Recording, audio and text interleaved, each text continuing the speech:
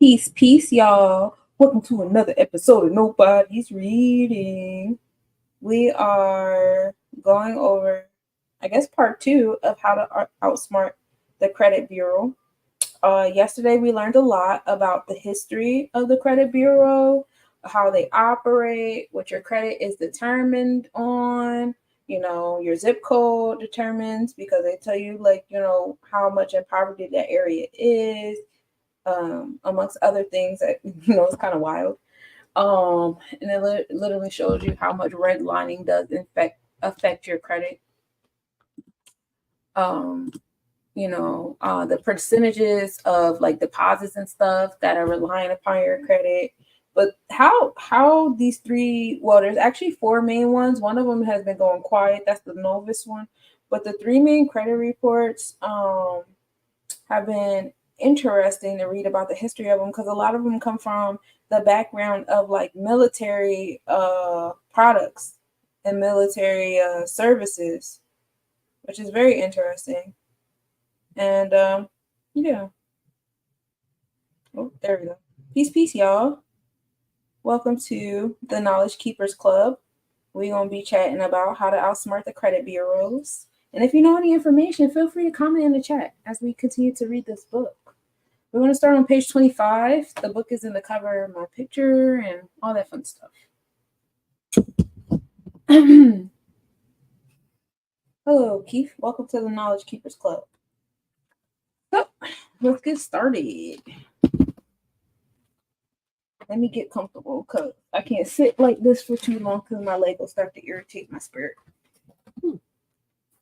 Okay. Here we go. Ways to outsmart the credit bureaus.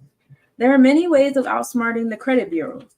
I am in no way instructing anyone to practice these methods, but I thought I would share a few of them because they are simple, clever techniques at least one individual used to repair his entire credit report. As a child, do you recall forging your mom or your dad's signature on a report card or a doctor's excuse for school? Well, it is almost like that in this sense. You simply send the credit card company certain bogus information so that the company will respond to you in writing. Once you have a copy of the company's letterhead, you cut and paste your information so it looks like the letter was addressed to you. Make up a name or a social security number, and using your own address, contact the creditor. They will respond with a letter on their own letterhead. Your next step is very easy. Replace the name, social security number, and other relevant information with your own. After you have scanned or cut after you have scanned or cut and pasted all of this new information, send a copy of the new letter to the three major credit bureaus. They will automatically delete the counts from your credit file without questioning or verification from the creditor. Why don't they verify, you may be asking? There are more than 200 million credit files in the credit bureau's data system. Do you think they have time to verify information on each file or every dispute? Remember earlier when I told you that the verification process used by the credit bureaus and creditors is done by way of eOscar?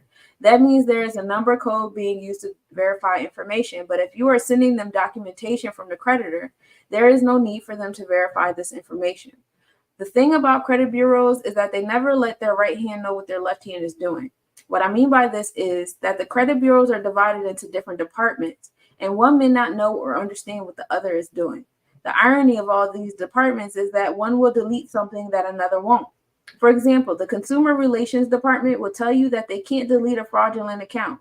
Another department may even send you a letter saying we were unable to authenticate the copy of the identity theft report that you sent us. Therefore, we are unable to process your request to block information. However, if you provide specific information, we are investigating the information you question with the resources. Do not fall for this trick being used by the credit bureaus. They simply are trying to discourage you from sending information that allows you to remove items from your credit report. The thing that some customer service agents who work in the Consumer Relations Department do not know is if you send a police report stating that the item you are disputing is bogus, by law, the Fraud Victim Assistance Department will automatically delete the account you claim to be fraudulent.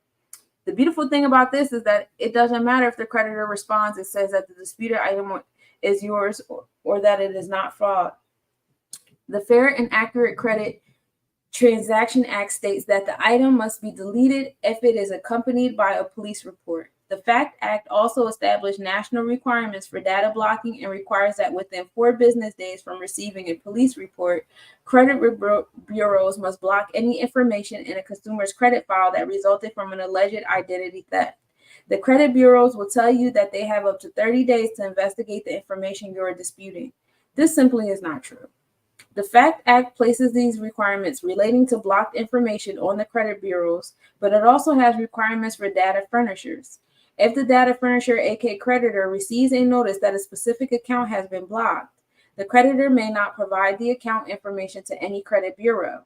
Since the credit bureaus have blocked the information, the consumer no longer has a relationship with the creditor. Therefore, the bureaus cannot supply any information related to a blocked account to a creditor. The creditor doesn't even have the right to pull the consumer's credit file anymore because it no longer has the permissible purpose to access this information. Not only that, remember that credit bureaus also governed by the Consumer Data Industry Association, better known as eOSCAR. When it comes to fraudulent information on a consumer's credit report, eOSCAR guidelines state if a consumer submits an identity theft report to a furnisher and states that information maintained by the furnisher resulted from identity theft, the furnisher may not provide the information to any bureau unless the furnisher subsequently determines or is informed by the consumer that the information is incorrect. Notice the part of this section that I have put in hold. The consumer, you has to inform them that the information being reported is correct. Notice the part of this section that I have put in bold. The consumer, which is you, has to inform them that the information being reported is correct. Another rule that relates to fraudulent information is that blocked data due to a police report cannot be sold. eOSCAR states no person shall sell, transfer, or place for collection a debt that such person has been notified has been blocked by a nationwide credit bureau. What that means is that once you send a police report to the credit bureaus and they delete the fraudulent information, the creditor cannot sell the account or turn it over to a collection agency. If you are concerned about the information you have claimed as fraud ever being replaced on your credit, don't worry. eOSCAR states a data furnisher must have reasonable procedures to respond to any notification that it receives from a credit bureau. Hey, Ibrahim. A data furnisher must have reasonable procedures to respond to any notification that it receives from a credit bureau pursuant to the trade line blocking provisions to prevent the furnisher from refurnishing the blocked information. What all this means is that the creditor has to make sure that the information that has been deleted from your credit file does not show up again. It may have not occurred to you that there is a reason why the credit bureaus have different departments and why their employees have limited knowledge about what the other departments are doing. Think about it. If the credit bureaus allowed their customer service agencies to understand and know everything that is going on, the agents could easily do plenty of damage to the credit bureaus as well as helping themselves in the process. This is the reason you must be aggressive when trying to restore your credit. What I mean by this is that you should not just deal with just one department. You should always take notes when speaking to someone from your credit bureaus, as well as pay close attention to the things they tell you as it relates to your credit. There is always someone sleeping or slipping on the job, and that person may very well give you information you need. Overall, credit bureaus not only seek to give you, the consumer, a hard time, they also seek to keep their employees in the dark about the inner workings, simply because this is their way of protecting themselves. The bureaus train their employees to keep consumer calls under 4 minutes. The problem with this is that you're considered a consumer and not a customer. In 2000, Equifax, TransUnion, and Experian agreed to pay a total of $2.5 million to settle allegations by the Federal Trade Commission that they violated the Fair Credit Reporting Act by failing to maintain adequate staffing for their toll-free telephone numbers. The Federal Trade Commission said that the companies blocked millions of calls from consumers who wanted to discuss the contents and possible errors in their credit reports and kept some of those consumers on hold for unreasonably long amounts of time.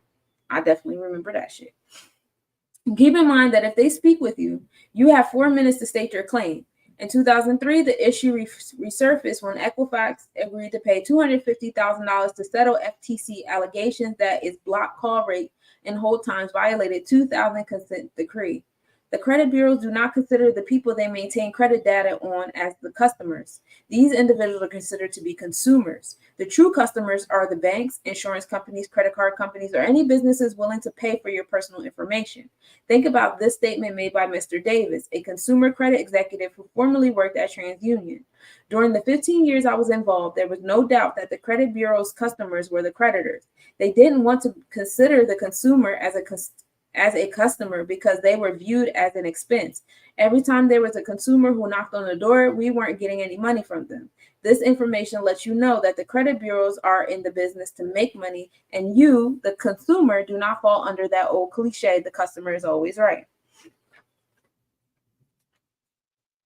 Keeping track of your credit. Some people do not realize how important it is to read the fine print when they are filling out their credit card applications. The reason why this practice is so important is because a bank guarantees each credit card for which you apply. Once you find one company that extends your credit, you should pay attention to what bank is guaranteeing the card, because if it has approved you for one card, that means that you probably qualify for others it guarantees for other companies. They may have a point system set up like the one described below. Mark 12 points. Age. Mark is 33 years old, thus a grade of 0. Marital status. Mark is single for a grade of 0.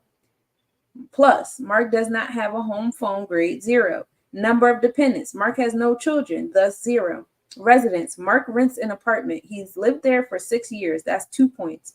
Time on a job. Mark has been employed for 6 years in the same job. That's another 2 points. Type of employment. Mark is a cab driver.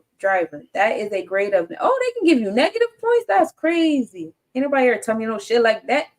Spouse's employment. This question does not apply to Mark because he is single. Income weekly. Mark earns $250 per week. Jesus. Income monthly. Mark earns over $1,000 per month. That's 3 points. Annual income. Mark earns is a hard thing to say together. Over $12,000 annually. That's another 3 points.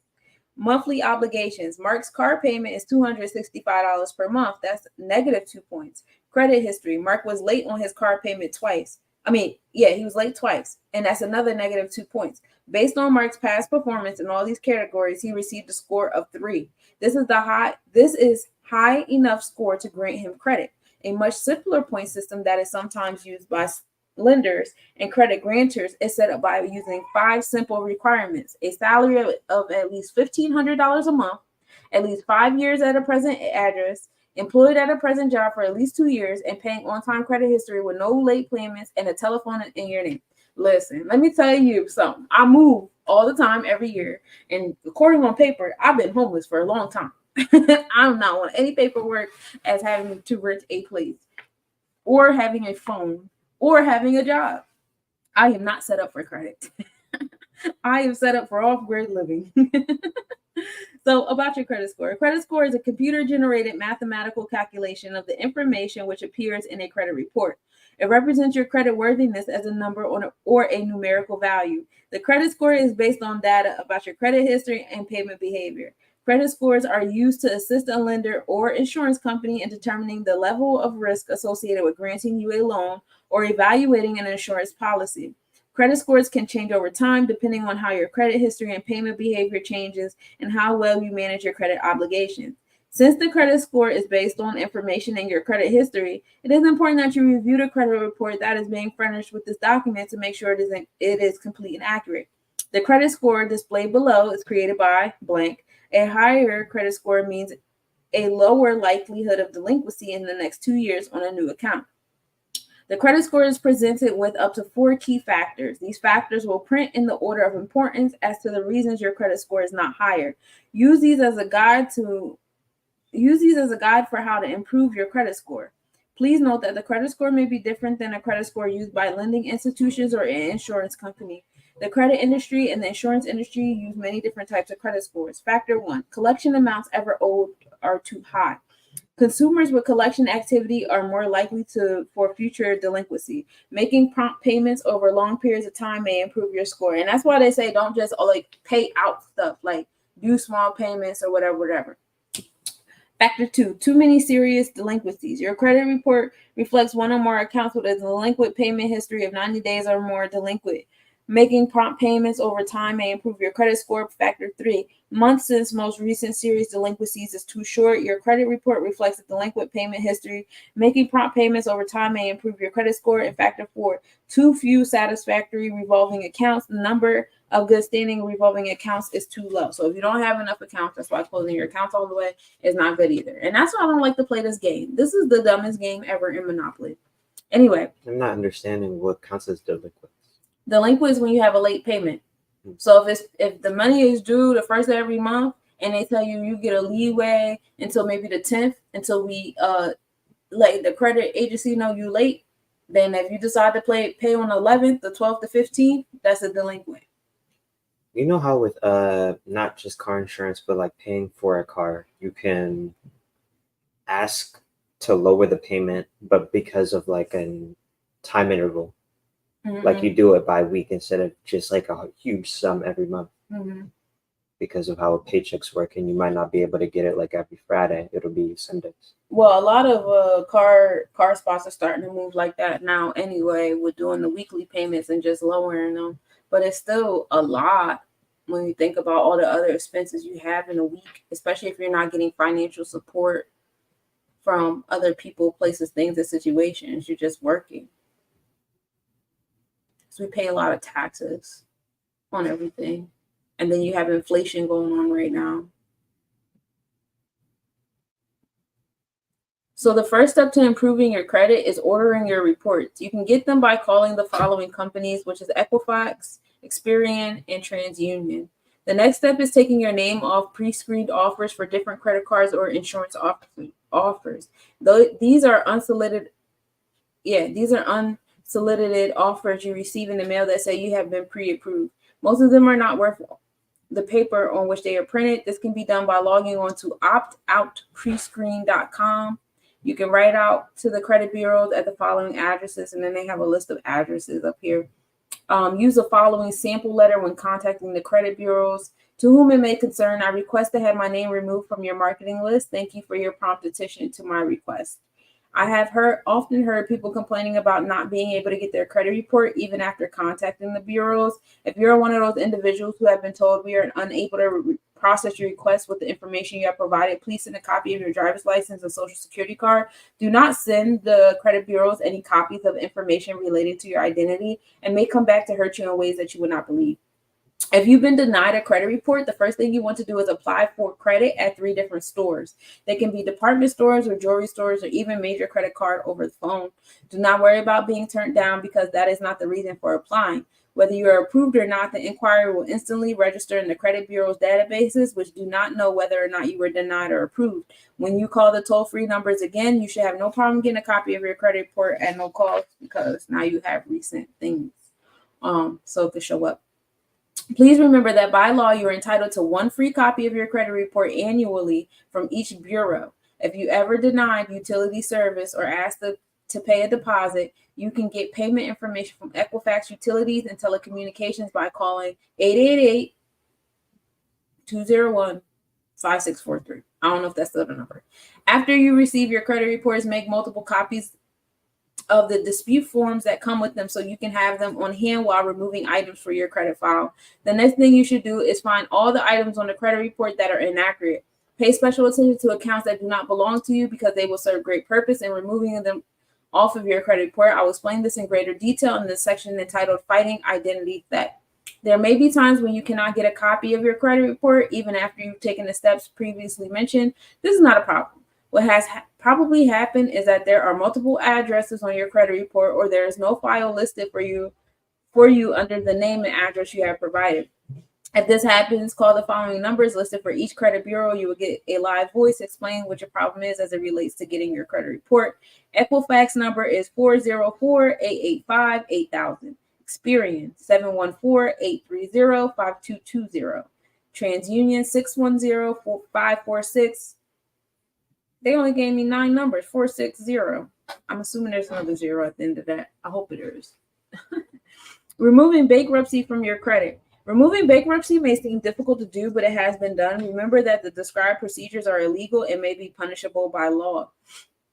The scan or cut and paste method can be used with bankruptcies and other public records. Credit bureaus verify civil judgments and other public records besides bankruptcies with the name and address only. A simple way for you to use the cut and paste method with the public records is to replace your social security number with a made-up one or a different address and send a copy of that information to the credit bureaus. Once the credit bureaus notice the inaccuracies you have outlined for them, they will automatically delete the information from your credit files that is considered inaccurate. This can also be done with bankruptcy petitions. The credit bureaus will lie to you and say that the federal bankruptcy courts have placed the bankruptcy on your credit file and that it cannot be removed.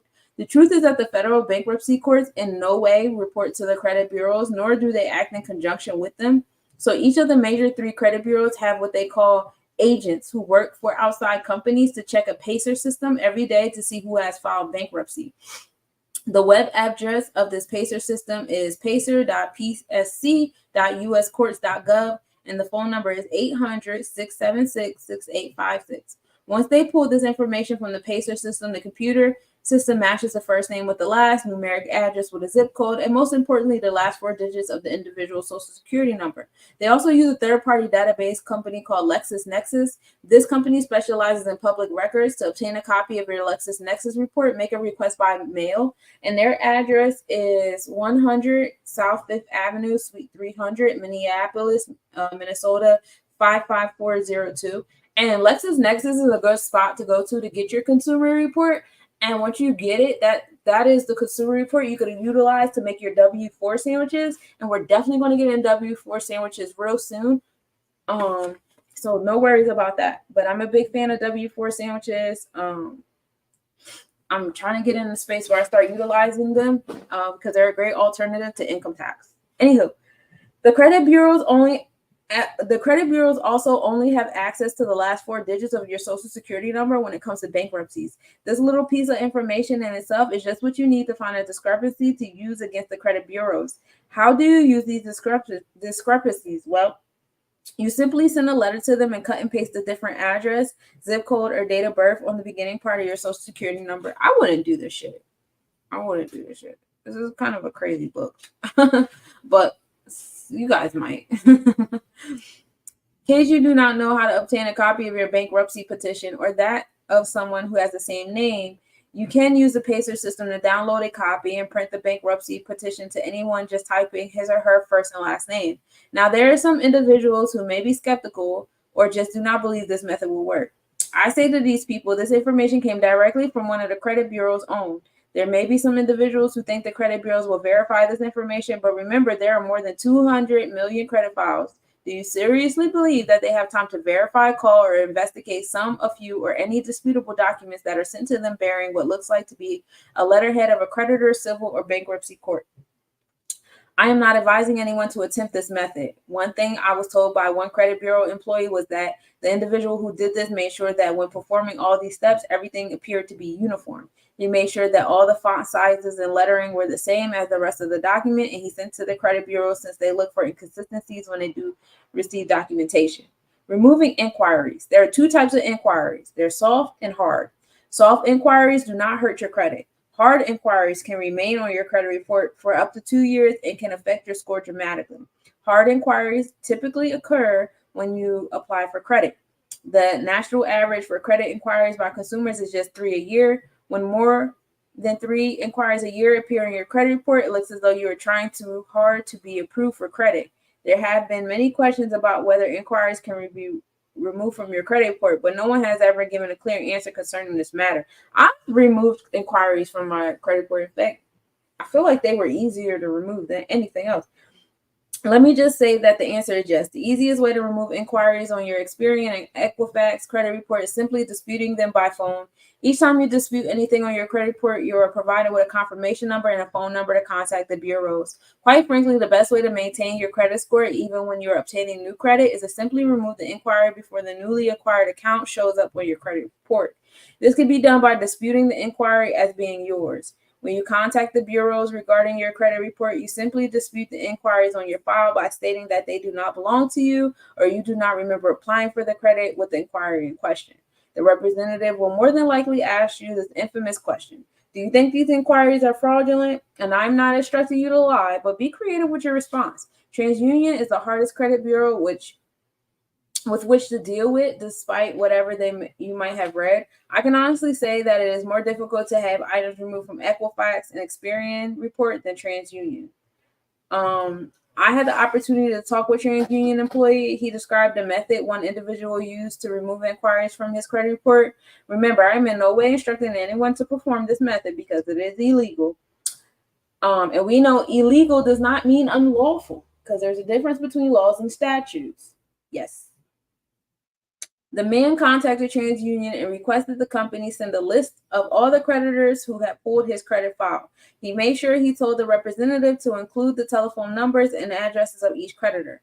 Once he sent the list, he sent each of the creditors a letter stating that he did not authorize the inquiries. Most of the creditors did not have a record of the credit application since they were not authorized. The man did not include his date of birth or social security number in the letter, which made it more difficult for the creditor, even if his name was stored in the company's computer system. Once the creditor sent him a response stating that there was no record reflecting the man had applied for credit with their company, he sent a copy of this letter by certified mail to TransUnion. Another way of removing inquiries from your credit report is if you have been a victim of identity theft or you suspect you have been a victim, is to simply send a copy of your police report along with a list of the inquiries that don't belong to you or inquiries that you did not authorize.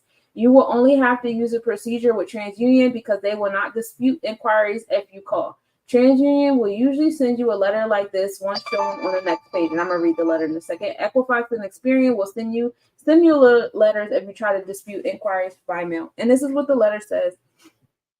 Thank you for contacting blank. Our goal is to maintain complete and accurate information on consumer credit reports. We have provided the information below in response to your request. RE, which means responding. Explanation of different items on your credit report. The inquiries listed on your credit report are a record of companies that have obtained your credit information. All inquiries remained on your credit report for 2 years. Credit information will be provided only for the following permissible purposes: credit transactions, employment consideration, review or collection of account, insurance, underwriting, government licensing, rental dwelling, or a response to a court order. Your written authorization may not be required to constitute permissible purpose. You may refer to the Federal Fair Credit Reporting Act for more information regarding permissible purpose. If you believe that an inquiry on your credit report was made without permissible purpose, then you may wish to contact the creditor directly. The consumer disclosure or consume disclosure inquiry refers to accessing your credit report. These inquiries are seen only by you in blank. General policy. The Federal Fair Credit Reporting Act requires blank to investigate free of charge information of your credit report that you believe is inaccurate. When you contact us directly with your dispute, some consumers use the services of credit repair companies and credit clinics to submit disputes on the consumer's behalf. The activities of these companies are regulated by the Federal Credit Repair Organization Act and in some states other fellow. So there's usually the letter you receive. Now there's so many apps and stuff out here. Like Kickoff is the app that I use. It's spelled Kikoff. It has a little green image on it, and that's the app that I use to dispute things that are on my credit. They do it for me, and then they tell me, when it's done or whatever, and I get my response back, and it's a great time. And so, yeah, that's what I do. I have gotten some things successfully taken off my credit report. And yeah, so I'm trying to see how far I want you to read. But I think I would like tomorrow. I see a little bit of information on the SS4, which brings us into the W4 sandwiches. So that's fun. And so we'll probably start that tomorrow. So Zeke, if you could take us on to, we're going to stop here. We're going to stop at page 49. So just read 48. Start at removing student loans, which is a big one for a lot of people, removing the student loan. Okay. People often wonder if student loans can be removed from a personal credit file. The answer is yes. There are two ways student loans can be removed. One is legal, the other is not. Remember that the second one should not be attempted because it is illegal. Most people have the misconception that student loans are strictly the government. This is not true. When you take out a student loan, you are borrowing money from a financial institution that is granting you the loan based on the fact that if you do not pay it back, then the government will. Now, let us examine this whole scenario of student loans. You can go to school and take out one. If you get a degree you can't use, or you can't find a job, or you can't pay back the money you borrowed, and lending the institution is going to ruin your credit by reporting late or no payments on your student loans. The government is going to take your tax returns for the rest of your life because that is how long it's going to take you to pay them back. That is the downside of student loans. The positive side is that you can file a police report claiming fraud on your student loan and it will automatically be blocked from your credit file. This is the illegal way. Legally, if you are disabled and can no longer work, you can file a petition to have your student loans automatically forgiven, or wait 26 years and have your loans forgiven. Student loans are not completely bad if you can tap into your ability to think differently about those individuals whom I label as usual thinking people. If you have bad credit, student loans are the best type to receive.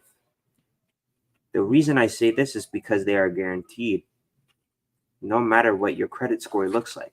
If you decide to take a student loan, the thing you must remember is be smart. Take the loan money and invest it into something like rental or cheap foreclosed properties.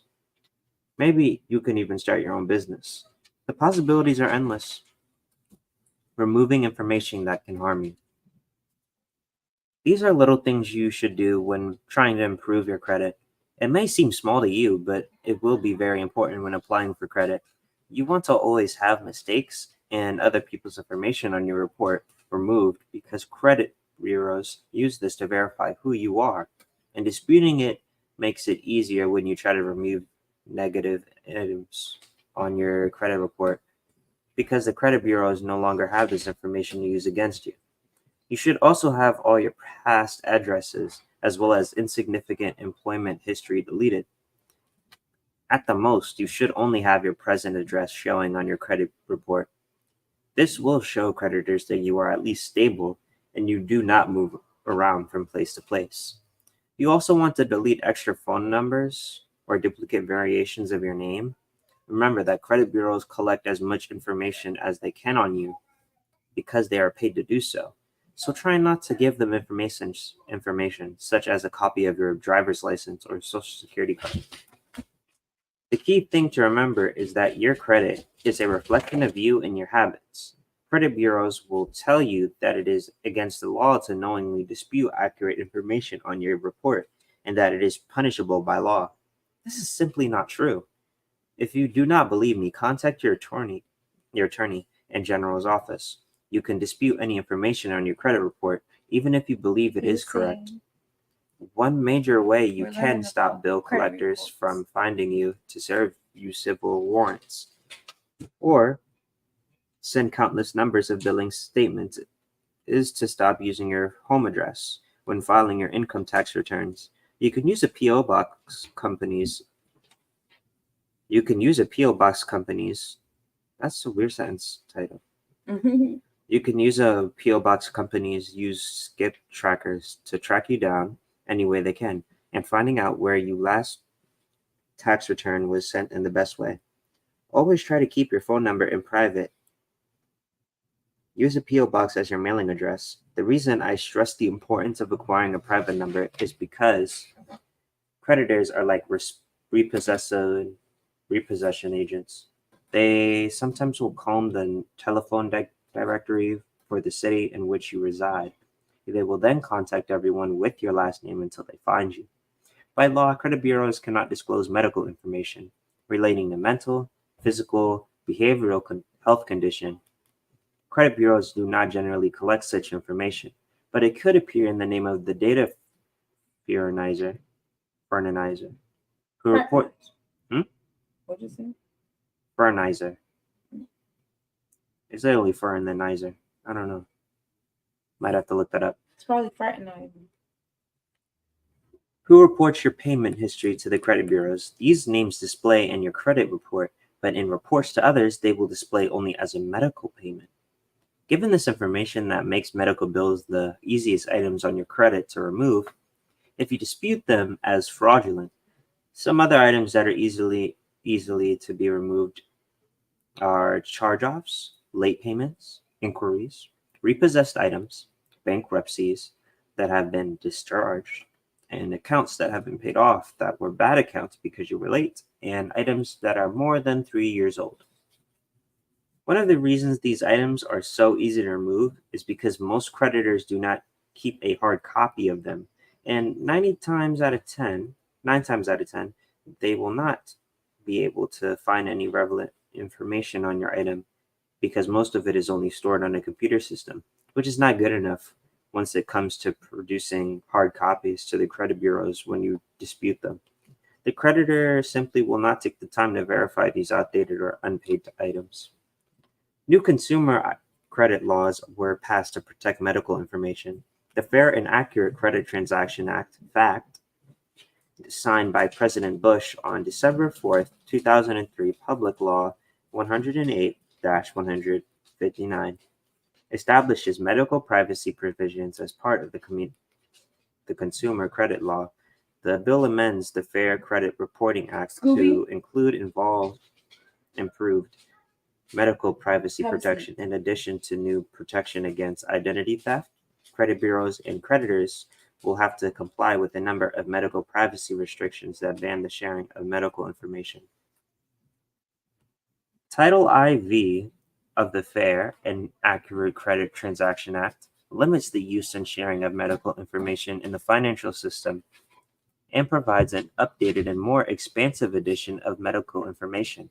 Under a new FACTA provision, consumer reporting agencies may not report the same name, address, and telephone number of any medical creditor unless the information is provided in codes that do not identify or infer the provider of care or the individual's medical condition. Another section says a creditor may not obtain or use medical information to make credit decisions. Your consent is needed to disclose medical information to an employer or creditor. The consent request must be clear and conscious language. Well, it must be clear and conscious and conspicuous language about how the information will be used. Now, what does all this mean? Does all this mean? Jesus Christ. It will be easier for you to dispute the information on your credit report related to medical bills because the financial institutions are no longer supposed to share medical billing information with one another. Avoid credit repair companies. Let me explain why credit repair companies are bad and only after a profit. Most of these companies are acting as a third party, and often they do not gain your consent, so that they can inquire and receive your credit report from the 3 major credit bureaus. When they are successful in gaining data, they only dispute negative items on your credit report. A major reason why it is difficult for credit repair companies to act on your behalf is because the credit bureaus hate them. One other reason you want to stay away from credit repair companies is because they want you to pay before any services are provided. Many of them do not know all the computer procedures when it comes to dealing with the credit bureaus, so the bureaus set up obstacles for people working with credit repair companies. And there's a different front. Oh my God. How to outsmart credit bureaus. Return service requested. February 3rd, 2004. File number does not say it. Thank you for contacting Censored. Our goal is to maintain complete and accurate information on your credit report. We have provided the information below in response to your request. RE, probably an acronym. Oh, response. Protective statement. The protective statement on your credit report will inform all credit grantors to contact you first before extending any credit. To add a protective statement to your credit report, please complete the enclosed form and return it to redacted, at the address below, or forward or fax it to blank upon receipt of this completed form. We will process your request and mail you an updated copy of your credit report or another response. General policy. The Federal Fair Credit Reporting Act requires redacted to investigate free of charge information on your credit report that you believe is inaccurate. If you have reason to believe that the fee charged by a credit repair company was too high and or its services were misrepresented, please let us know if you would like your situation to be referred for investigation by filing out the information you send to the appropriate authorities. It will also be helpful for you to attach any brochures or documents you received from the credit repair company.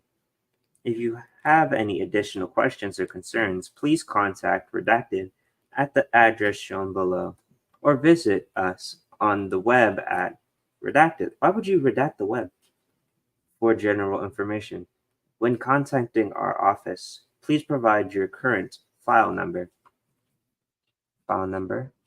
name of credit repair company, contact person's name, contact person's telephone number, then the address of credit repair company, the address of the credit repair company, the amount you were charged, what you were promised, and then the complaint. So they have like a whole write-up sheet here if you wanted to report to them for any questions, any complaints whatsoever. Mm-hmm. And now we are on page 46. Debt consultation companies. Debt consultation companies are not for the purpose of repairing your credit. In fact, they only serve as a bad mark. When creditors review your credit report and see you have acquired the services of a debt consultation company, they view this as you being irresponsible. And some who cannot manage can manage their own financial resources, their thinking is, why should they extend credit to you if you can't manage the financial responsibilities to which you are already obliged to uphold? Debt consultations do nothing more than extend your financial problems. If most people took the time to do their research on these companies, they would discover the truth behind them. Debt consultation companies are nothing more than collection agencies for the banks and credit card companies to trick consumers and collect unpaid debts.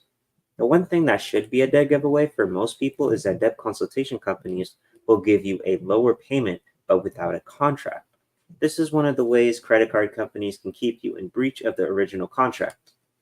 Debt consultation cannot hide a person from delinquent bills, judgments, or lawsuits, although these companies will tell you different. They will also tell you that with their help, your credit will get better. Simply not true. For the most part, when a person gives a debt consultation company his money, it will be deposited into interest-bearing accounts. The company will keep the first 500 to 4,000 of your payments if you stay consistent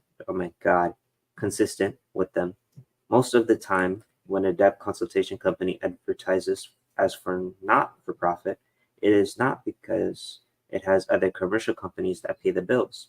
They are also paid through hidden fees charged to you after they have persuaded you to agree to their terms. One of the most important things that can severely harm a person when dealing with a debt consultation company is power of attorney. Most people do not realize that when they enter into an agreement with one of these companies, they are giving the company power of attorney.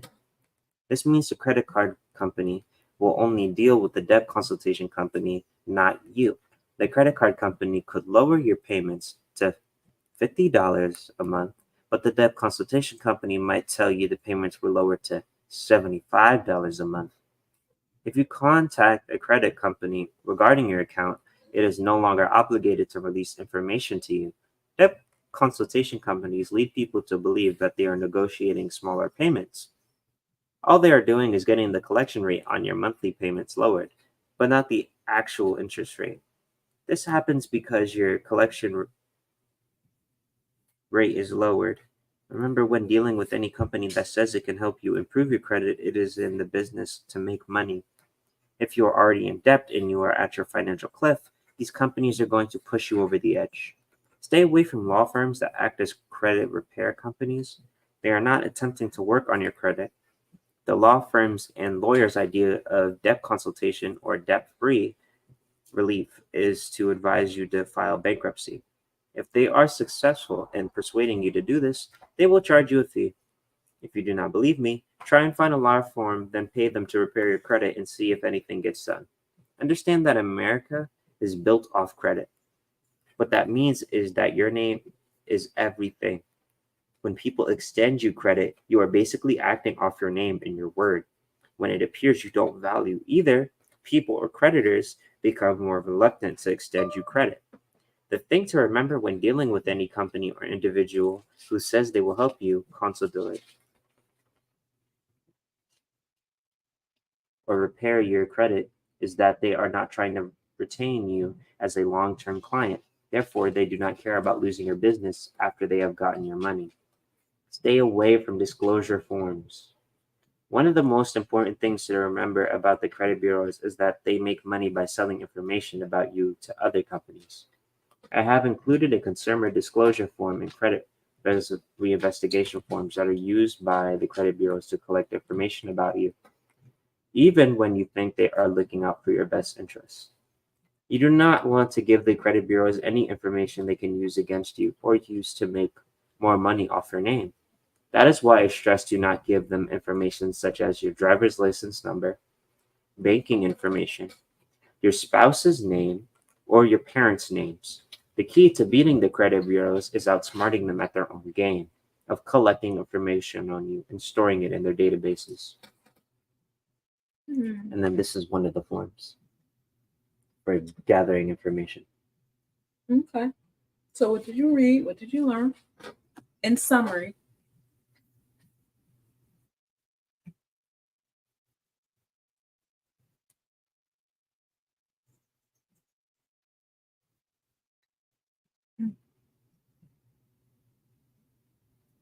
Credit bureaus keep on stealing information by written forms that you give.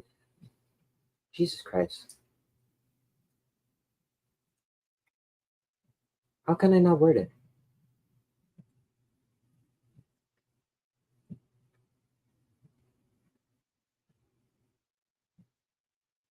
Credit bureaus steal information by written forms that of unnecessary information you give, which is from spouse's name, your parents' names, to any related medical to banking information.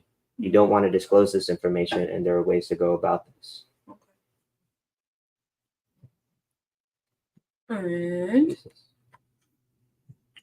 I got a little information on debt consolidation. You call other companies, like say if you have multiple agencies on your credit report, you can have it all consolidated into one person, and you could just deal with that one energy. You are the consumer. That means that you are the product being sold.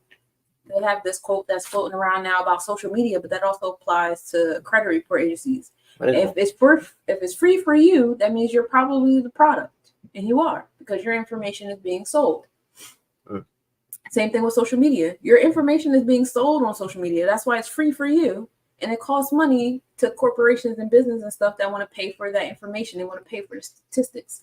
They want to pay for access to be able to That's why when you sign up on free websites, first thing they say is like, can we sell your information? Do you agree to our privacy policies, terms and conditions? And most people click yes because they want to be able to use the platform, but they don't realize they're also saying yes to becoming a product on that platform. You don't even got a choice on the credit shit because you're born as a product on their platform. They don't care if you want it or not. You got a credit report. You don't have you didn't ask for this. You didn't fill out a form for credit, but it doesn't matter. It's automatic. There has to be some way you can utilize that in an argument. Like, did I ever ask for a credit number? Did I ever is there ever that you signified that already?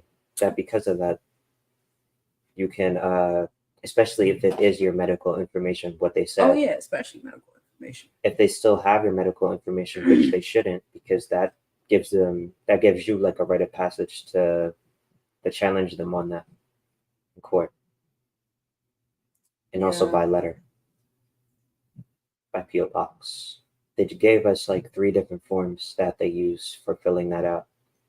If you sent them any like pictures or hard copies of the brochures or documents that you filled out of giving away your information or your parents, because remember, sometimes you're not even aware that you have credit, then you probably can get a sum for that. As for Dodge. And if you have student loans on things, they say you can get file a police report to get it removed, which is the illegal way. But remember, illegalities does not mean unlawful.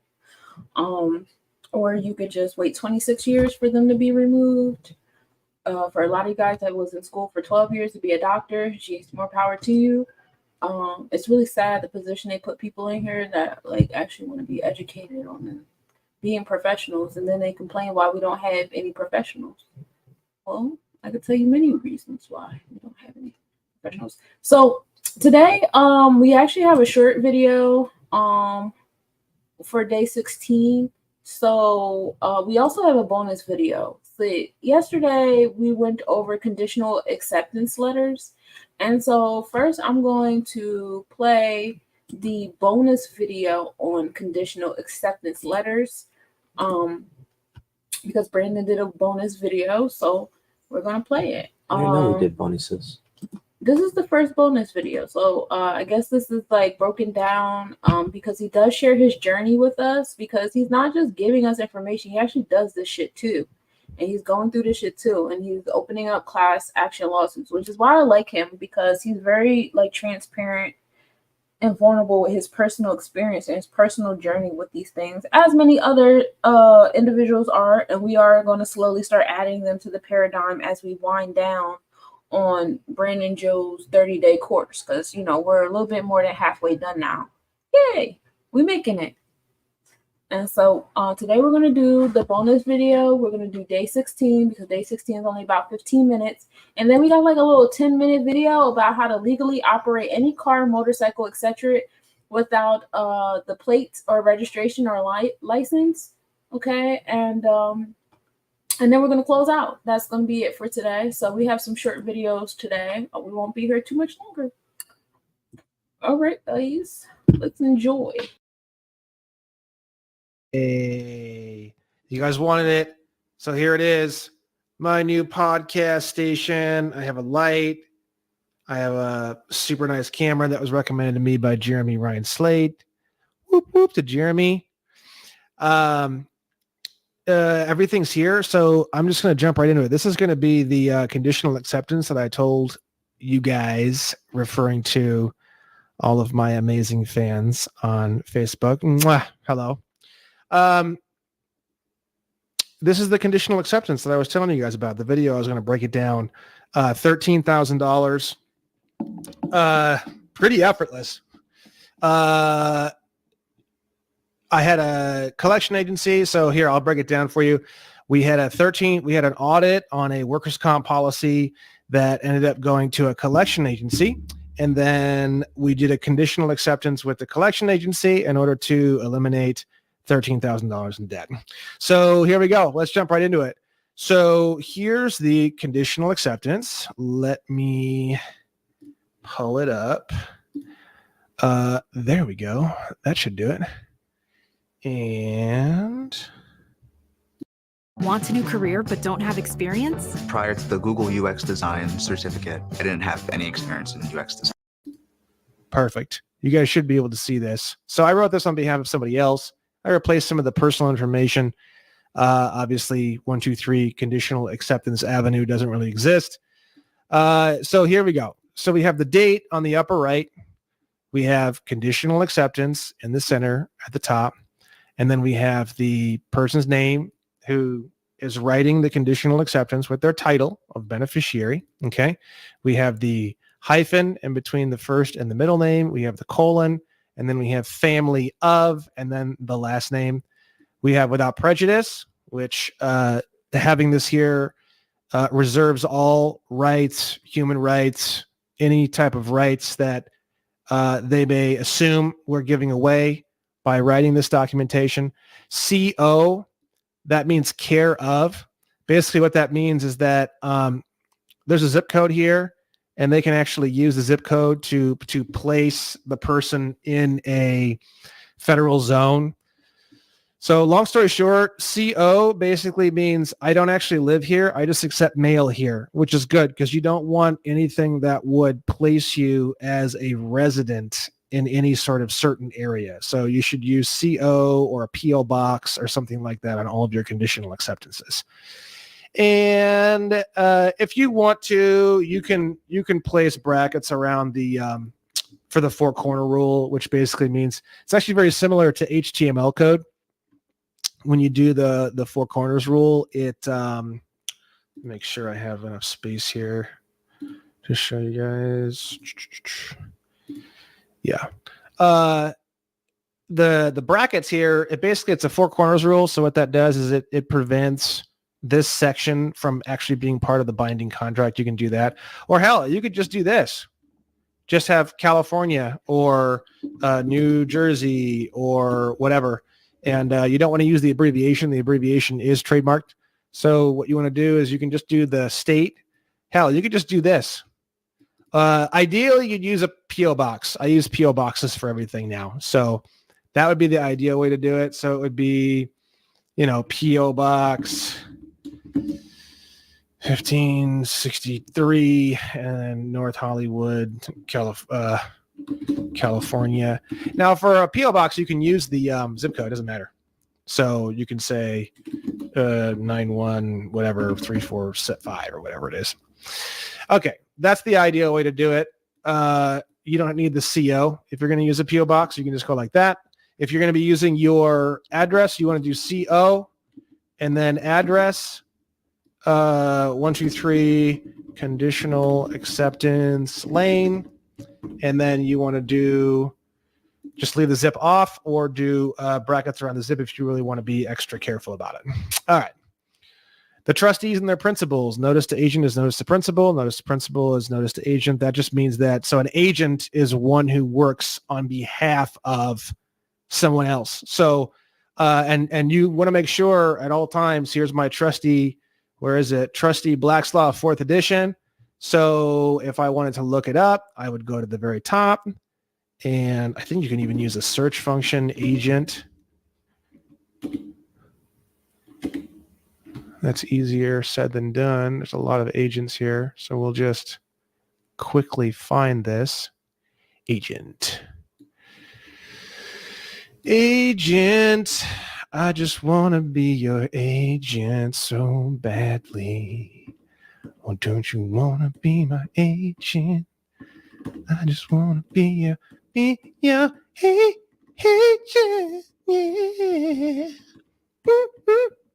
Yeah.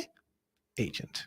This is really annoying looking through here sometimes. This takes forever, but is wife it? Agent. Where is it? Agent. Oh, there it is. Oh my God, we found it. A person authorized by another to act for him. One instructed with another's business. So, and there's 8 billion other definitions, but basically that does a good job of clarifying it. What you want, and here it is, just in case you couldn't see it in the video, right here. First one. So like a lawyer or a secretary or, whatever. It could be anything. Literally anybody. So it's a beautiful thing to put in your conditional acceptance. The trustees.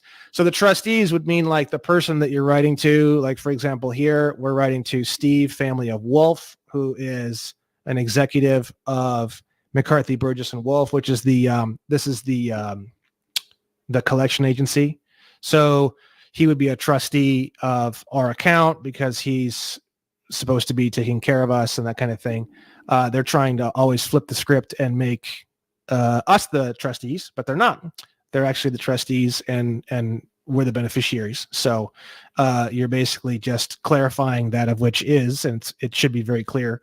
But if you don't say it, they can assume other things. And then the way law works is if they assume other things and you don't rebut it, then it becomes truth in law. So anything you can say to clarify anything is always good.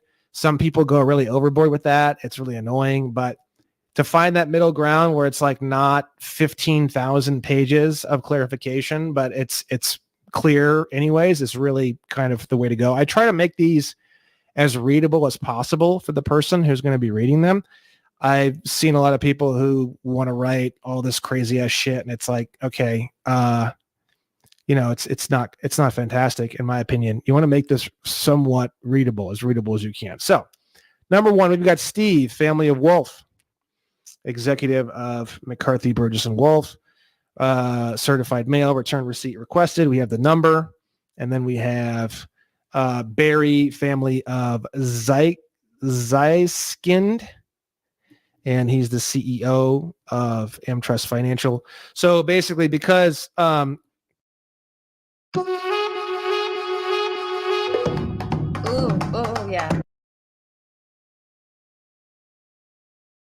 accounts coming from is AmTrust Financial. So these guys, Burgess and Wolf, these guys actually took over the account as collection agent. And I asked them, I said, do you guys buy the debt, or did you just get approved to collect the debt? And they didn't buy it. They actually were just working on behalf of AmTrust, which was still holding the debt. Stuff like that's important because you need to find out, did they actually buy it, or are they just contracted to collect it? It's a big, big, big difference between those two things. So it's a good thing to find that out. So Barry is the CEO, sent him one at his main address here, certified mail return receipt.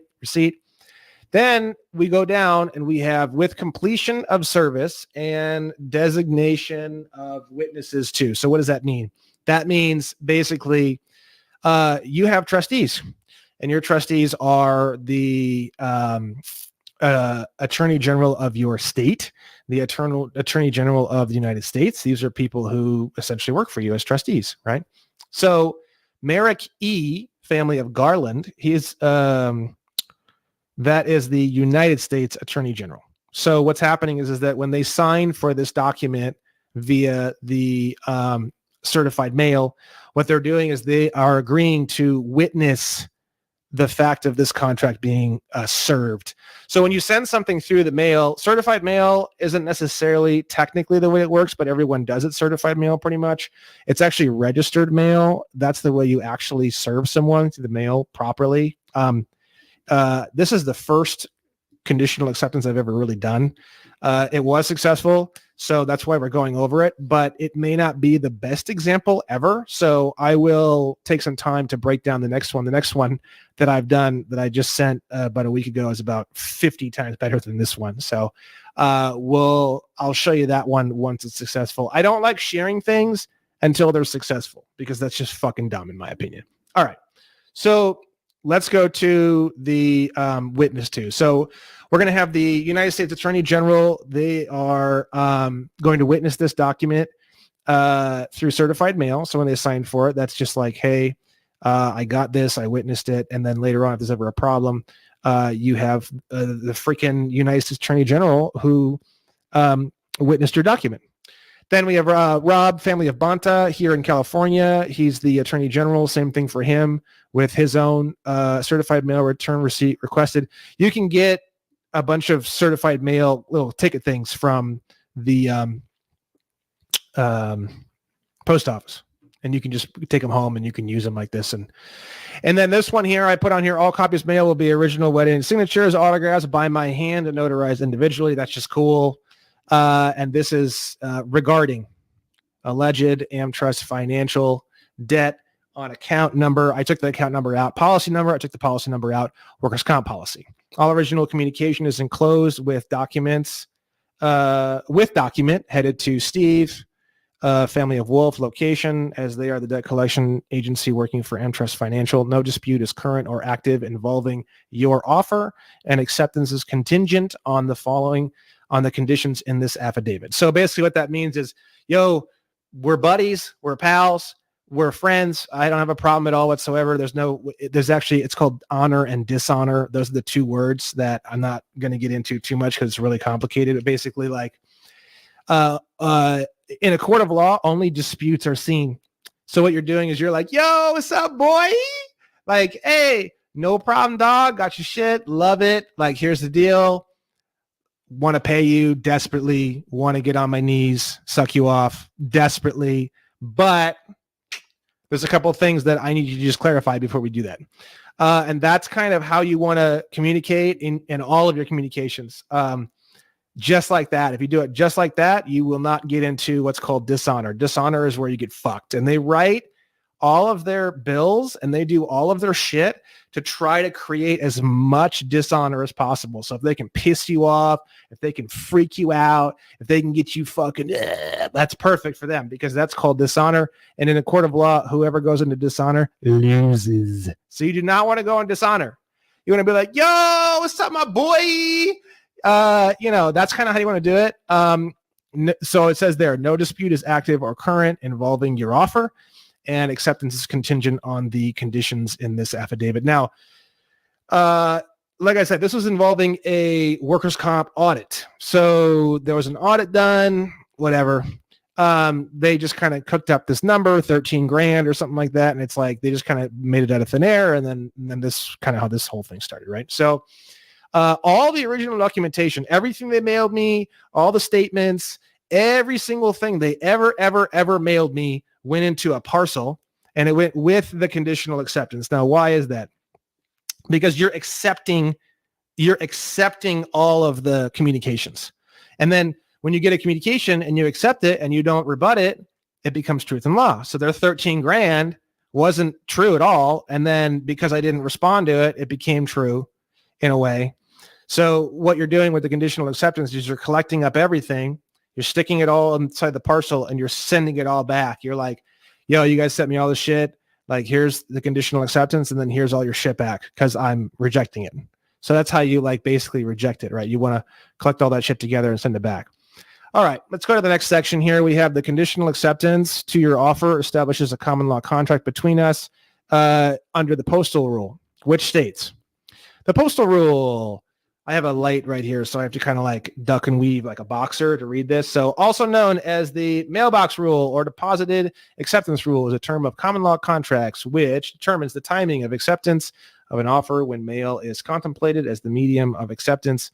So blah, blah, blah, blah. Basically, this is a really complicated way of saying that when you start to clear up the words about postage and about courts and about banks and about it, all the roads kind of lead to the same place. It's kind of creepy, actually. So really, the post office and when you send mail, it's technically when you do it like registered mail, it becomes a court.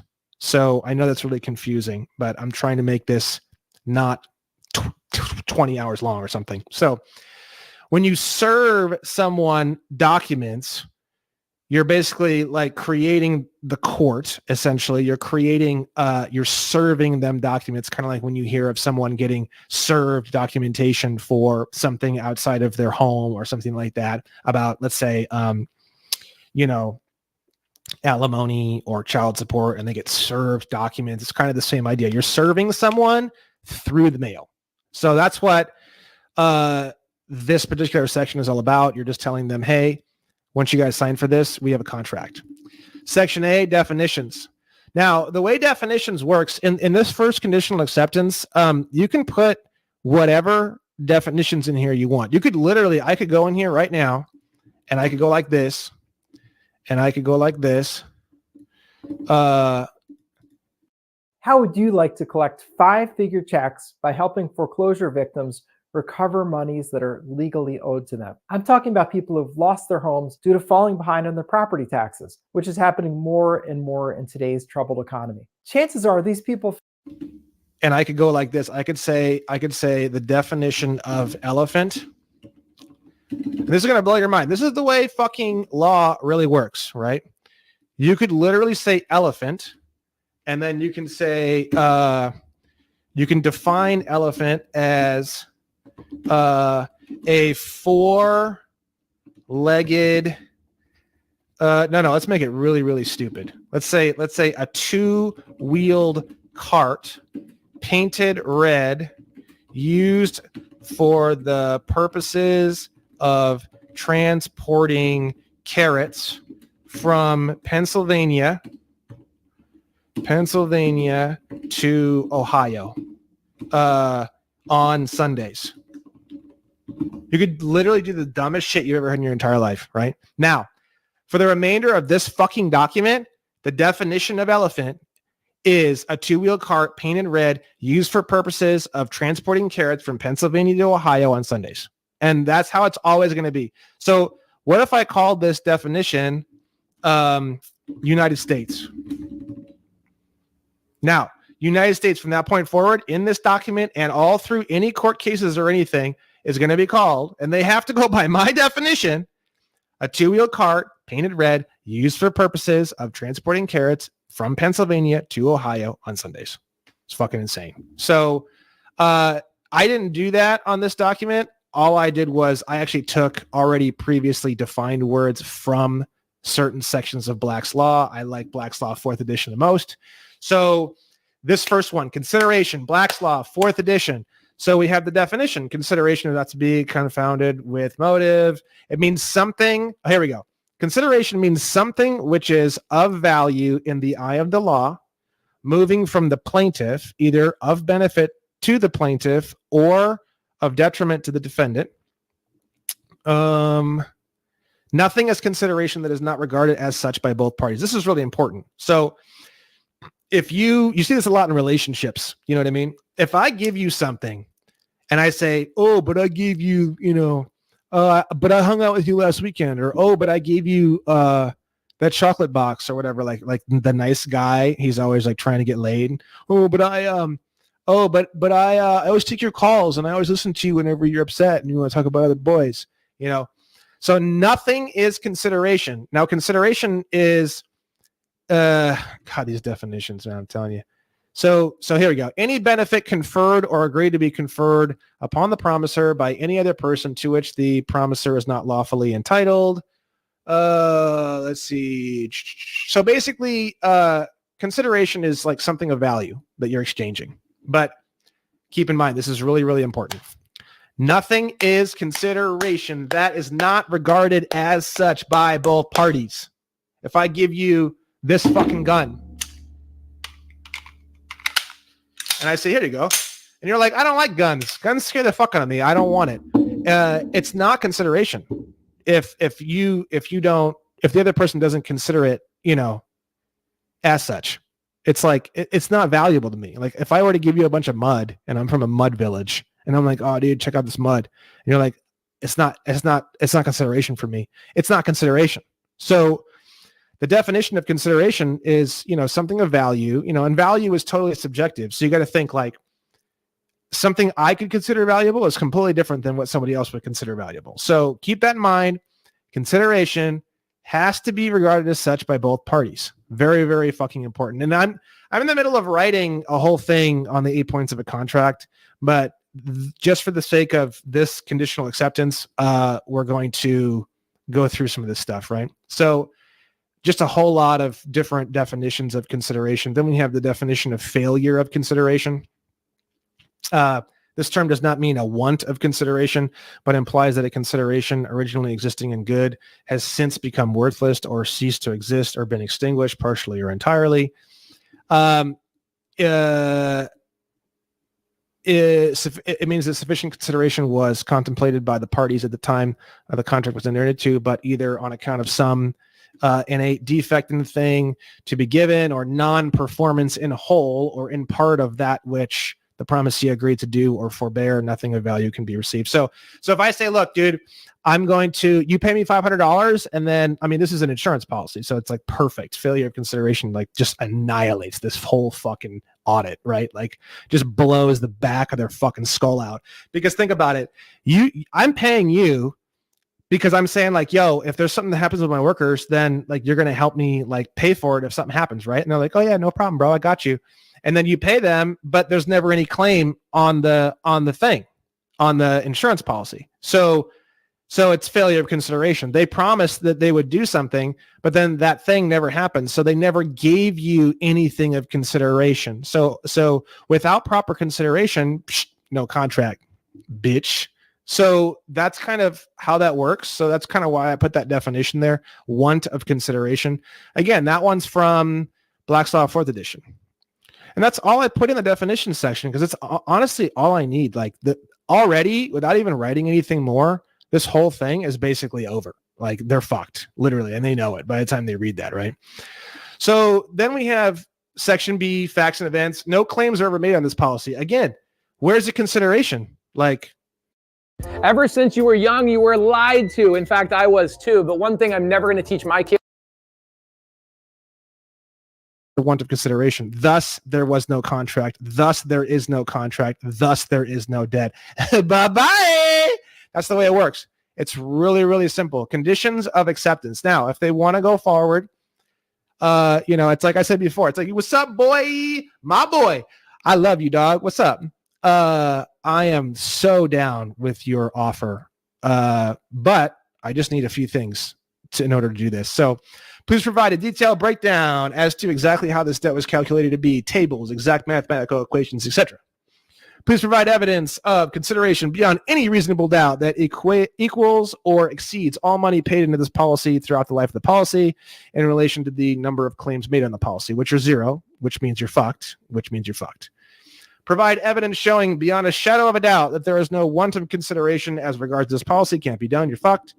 Number 4, as per my rights under the FDCPA. Now, the FDCPA is basically when you have a credit card company or when you have any company that takes on the debt as a debt collector for another entity, whether they bought the debt or whether they're just acting as an agent for that debt, it falls under the FDCPA. So the FDCPA explains and has exact rules as to what debt collectors can do and what they can't do. So basically, one of the things that you can do under the FDCPA, which is dope, which is why you should let all your shit go to collections before you do this, because you have way more power after the shit goes to collections than you do before it goes to collections. Like you're literally like, you don't think so. It doesn't make sense. You're like, oh, I'm in collections. This sucks. No. Once you're in collections, you're like locked and loaded. You're like fucking Rambo. You're like ready to go. So under FDCPA, you can actually force them to provide evidence, like tons of evidence, like proof that McCarthy, Burgess, and Wolf owns this debt or has been assigned this debt, full account history since the inception of this account, including all fees added from the beginning of time up to present, cease all communications and collections of this debt until all conditions of this conditional acceptance have been met, positive proof that this debt is owed, not simply a computer printout, any other aspects of the FDCPA that need to be shown in order for a debt to be considered validated. That is a fucking pain in the ass to do all that. And some of that probably isn't even possible to even offer. And now, if they can't get it to you, bye-bye. The debt's gone. So a couple star points I just put here. Please have all above points sent back as a notarized affidavit of truth by an individual human swearing under oath the truth and accuracy of each point. So the business itself cannot write an affidavit of truth. Only an individual human being can write an affidavit of truth. So what you're saying is that one human being in your business has to stick their long, disgusting fucking neck out on the chopping block and say, I say that all this information is true under penalty of perjury, right? And they sign it and they get it notarized and they have to send it back to you.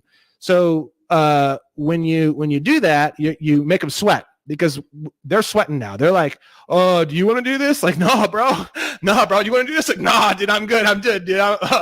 So it's one of those things where you put them against a wall and nobody wants to fucking be that guy. So nobody bees that guy. And then they only have so much time to respond to this thing. If they don't, then it's fucking discharge. So next part.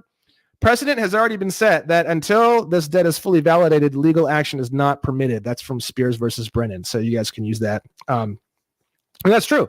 That's actually true. They can't do shit until they handle it. Limitations of time. Now I know a lot of guys out there, they like to be fucking assholes, and they just love to put like 14 days or 10 days or something like that. You can do that. I'm not trying to be a dick, as you can tell in this conditional acceptance. I don't recommend it. I think it pushes you into dishonor. But there's a lot of dudes out there saying a lot of different things. Do whatever the fuck you want to do. Check out other people's shit. I don't give a fuck. This is free. Fuck you.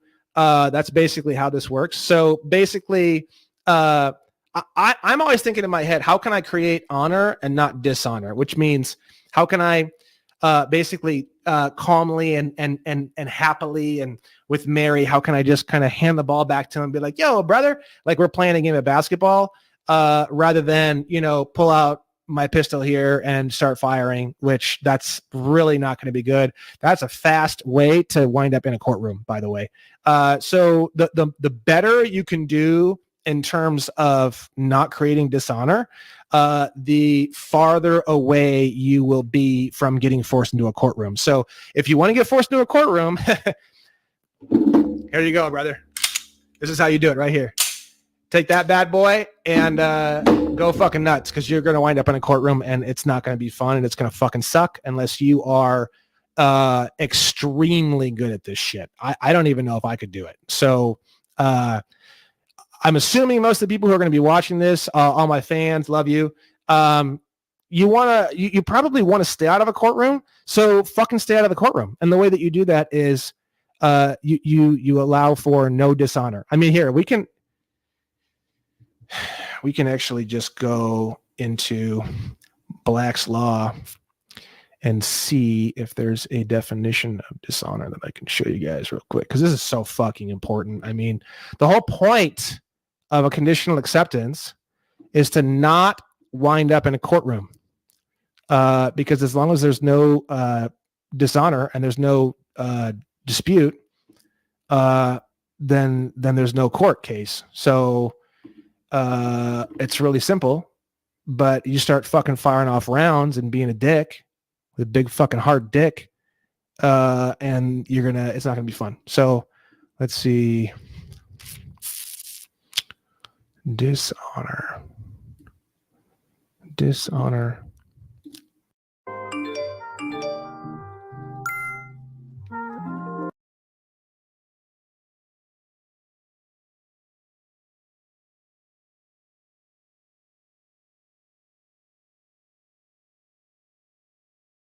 You guys wanted it, so here it is. CPA explains and has exact rules as to what debt collectors can do and what they can't do. So basically, one of the things that you can do under the FDCPA, which is dope, which is why you should let all your shit go to collections before you do this, because you have fast way to wind up in a courtroom, by the way. So the better you can do in terms of not creating dishonor, the farther away you will be from getting forced into a courtroom. So if you want to get forced into a courtroom, here you go, brother. This is how you do it right here. Take that bad boy and go fucking nuts, because you're going to wind up in a courtroom and it's not going to be fun and it's going to fucking suck unless you are extremely good at this shit. I don't even know if I could do it. So I'm assuming most of the people who are going to be watching this, all my fans, love you. You probably want to stay out of a courtroom. So fucking stay out of the courtroom. And the way that you do that is you allow for no dishonor. I mean, here, we can actually just go into Black's Law and see if there's a definition of dishonor that I can show you guys real quick, because this is so fucking important. I mean, the whole point of a conditional acceptance is to not wind up in a courtroom, because as long as there's no dishonor and there's no dispute, then there's no court case. So it's really simple, but you start fucking firing off rounds and being a dick with a big fucking hard dick, and it's not gonna be fun. So let's see. Dishonor. Dishonor.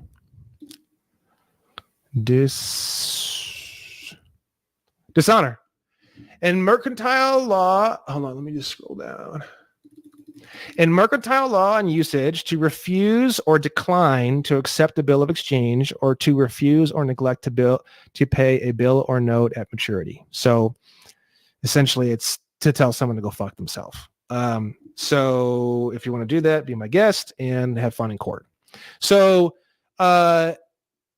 from the point of the signature receipt of this conditional acceptance, as per the postal code listed above, you have 30 days. It's a lot of time. I give them a lot of time from receipt to fully address each of the above points, point by point. Otherwise, the matter will be considered settled and paid in full with regards to account number blank, policy number blank after 30 days. If no response is given, please send a receipt showing the account paid in full.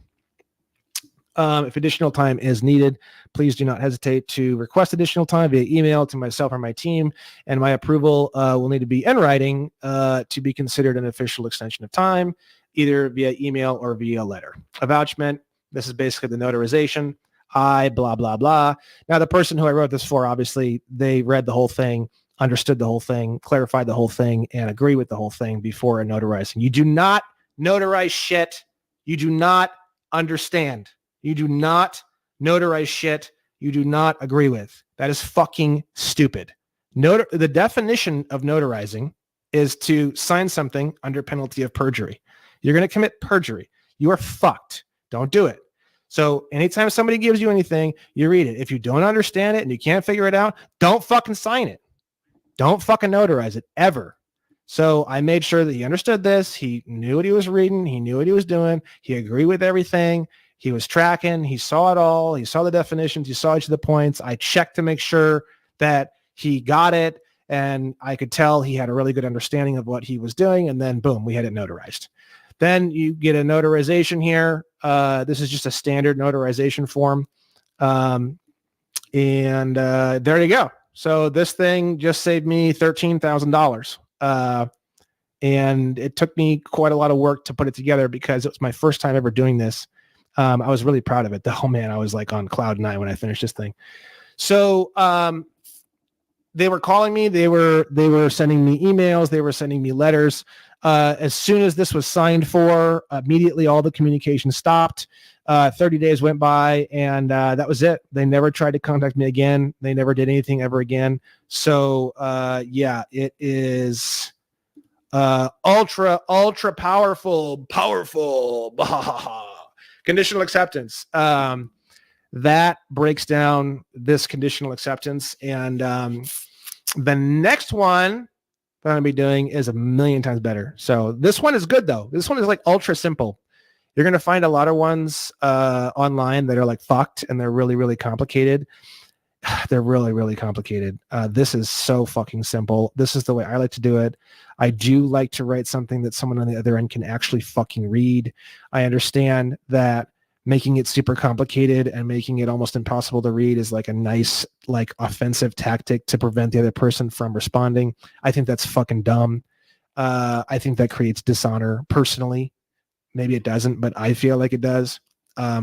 So I think it should be consumable as much as possible. So there you go. I hope this video helps you guys. I will be making more videos. I hope you guys check out my theory page on onestupidfuck.com.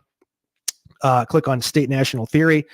And I'm currently working on the next point, which I believe is point number 37 or 36, which is going to be the 8 points of a contract. And then I'm also working on another point. God, I forgot what it was because I haven't written in about a week.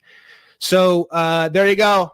Hope you guys love it. I will be creating a section on my website and putting this on there, probably putting this on my YouTube as well. So, all right, guys. Thank you. Love you guys. Bye-bye.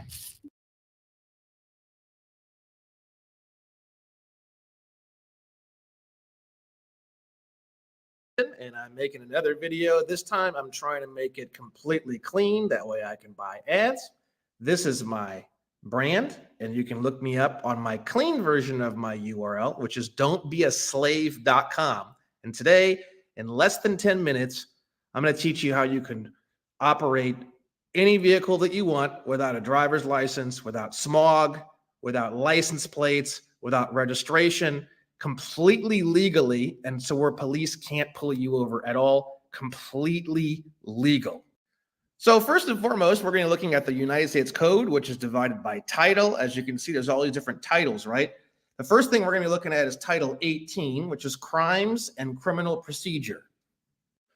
We're going to go to 18 USC Section 31. This first number is the title. This is the body of law. This is a section symbol, and this is the section number, definitions. And you can type this into Google. You don't even need the S symbol, and you can just do USC. This will pop right up, including anything else I might show you on here. Very easy to find. Now, you go where? To the Bureau of Motor Vehicles or Department of Motor Vehicles to get your license plates and your driver's license and everything else. Well, everyone assumes what a motor vehicle is. Here's your definition right here. 18 USC 31 subsection A6. The term motor vehicle means every description of carriage or other contrivance propelled or drawn by mechanical power and used for commercial purposes. It's blue and underlined like that because that means you can click on it. It's got a special definition, which we will cover. On the highways in the transportation of passengers and property or cargo. Whoa. Now let's go down and check out what that means. Used for commercial purposes, right? The term used for commercial purposes means the carriage of persons or property for any fare, fee, rate, charge, or other consideration, or directly or indirectly in connection with any business or other undertaking intended for profit.